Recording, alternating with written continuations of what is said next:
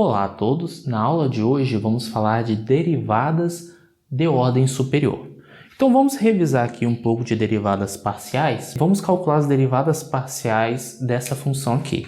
Então nós temos aqui duas possibilidades, que é derivar f em relação a x e depois derivar f em relação a y. Começando por derivando f em relação a x, a gente deve tratar o y como constante e derivar y normalmente. Então aqui vai ficar 3x² mais 2y² vezes x mais 0. Agora nós vamos derivar f em relação a y, que aí vai ser, trata o x como constante e deriva em relação a y normalmente. Então aqui vai dar 0, 5y² x² mais 4y². Então, isso aqui é a derivação de primeira ordem. Como seria a derivação em relação à segunda ordem? Para cada uma dessas funções, faz sentido você calcular a derivada parcial. Então, por exemplo, quando eu utilizar o símbolo fx x, qual é a leitura que nós devemos fazer? Que nós pegamos a nossa função f, primeiro derivamos em relação a x, depois pegamos o resultado e derivamos em relação a x novamente. Então vamos fazer esse cálculo. Então vamos pegar essa função, o fx, e derivar em relação a x novamente. Então nesse caso vai dar 6x, aqui vai dar 1, né? Então mais 2y². Quando eu uso o símbolo fx, y, isso significa o quê? Que eu vou pegar o fx e derivar em relação a y. Então, pegando o fx e derivando em relação a y, aqui vai dar 0. Aqui, pela regra do tombo, vai dar 10y² vezes x. Além disso, nós podemos calcular o fyx, que aí é você pegar o fy e derivar em relação a x. Então, nesse caso, vai dar 10y² vezes x mais 0, que está derivando em relação a x. E por último, o fyy de xy, que é você pegar o fy e derivar em relação a y, que aí nesse caso vai dar 20y³ x² mais 12y².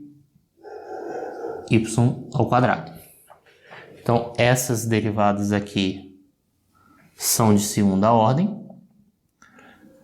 Só que uma outra coisa que eu quero chamar a atenção, que observe que o fxy e o fyx deu o mesmo resultado. E será que isso foi uma coincidência numérica? E a resposta é não. Na verdade, existe um teorema que diz o seguinte, que sob certas condições da sua função f, você pode garantir a igualdade entre o fxy e o fyx. Ou seja, tanto faz a ordem de derivação. Isso é o teorema de Clairaut, que eu vou enunciar agora. Teorema de Clairaut. Suponha que f seja uma função definida em uma bola aberta D que contém um ponto AB. Então o que eu estou querendo dizer é o seguinte, fazer um pequeno rascunho.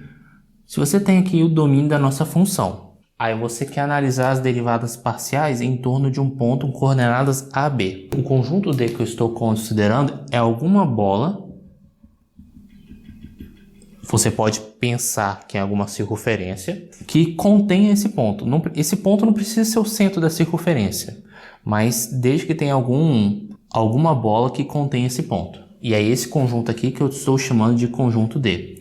Eventualmente o D poderia ser o R2 todo, mas eu peço que pelo menos esse D seja uma bola aberta. É para poder ter noções de limites, tem umas questões técnicas que eu não vou me aprofundar aqui. Se fxy e fyx, ou seja, você derivar primeiro em relação a x, depois derivar em relação a y, ou quer dizer, e a função que você deriva em relação a y e depois deriva em relação a x, se ambas as funções são funções contínuas dentro daquela bola verde, então fxy é igual a fyx.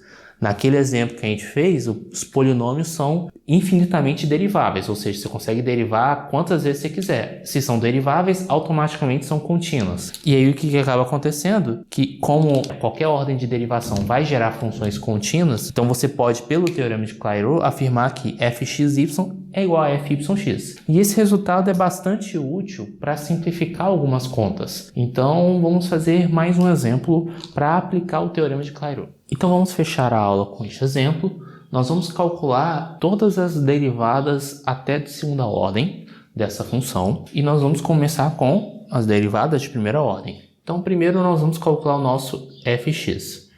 Então para calcularmos o fx de xy, aqui nós vamos tratar o y como constante e derivar normalmente. Então pela regra da cadeia vai dar 3 vezes x ao quadrado vezes.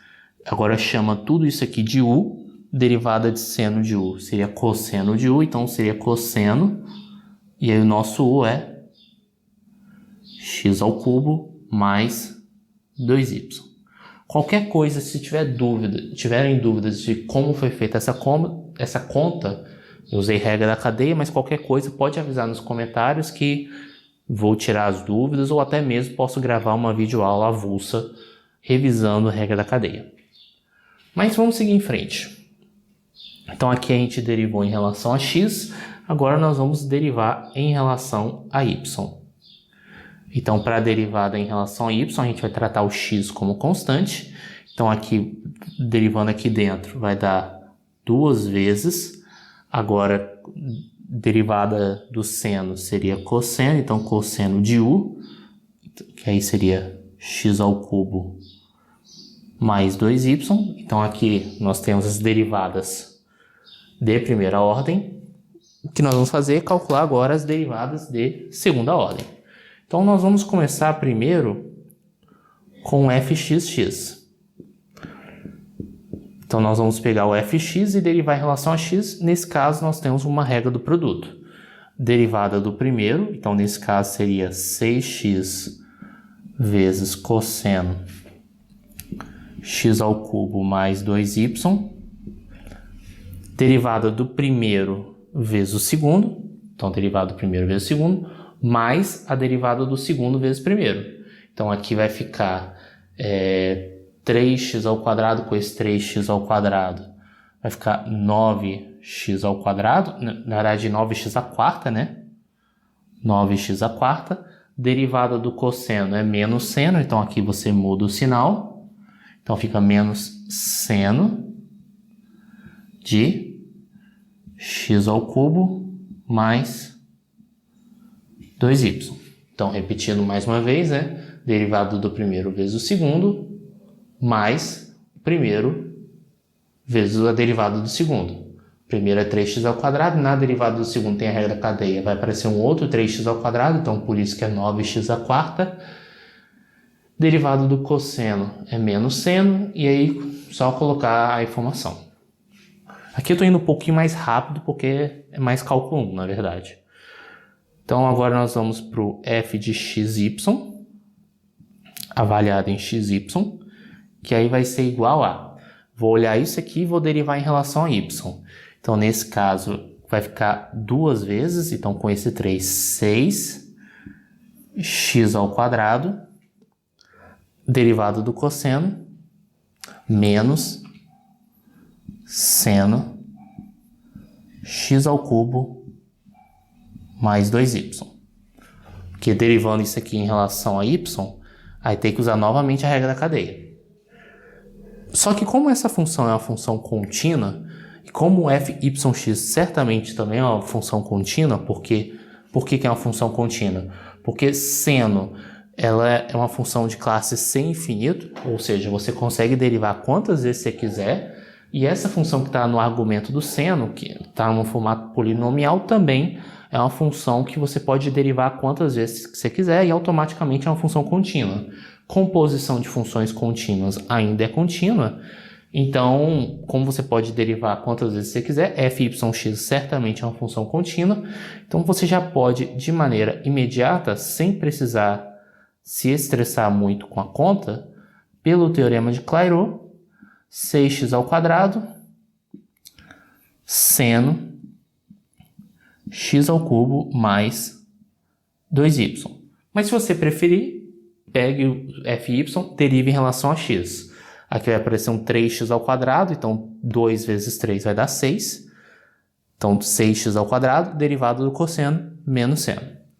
Agora, por último, vamos calcular o fy. Então, nós vamos pegar essa função e derivar em relação a y. Então, aqui vai ficar derivada dessa expressão em relação a y, vai ficar 2, com esse 2, 4. Derivada do cosseno é menos seno x² mais 2y. Só colocar o igual aqui e voilá. Aqui nós temos todas as derivadas de ordem 2. É muito importante ficar atento se fxy ou fyx são funções contínuas. Então, fiquem atentos a isso, mas se são, você já pode afirmar pelo teorema de Clairaut que fxy é igual a fyx. Espero que tenha ficado claro. Qualquer coisa estou à disposição e até a próxima.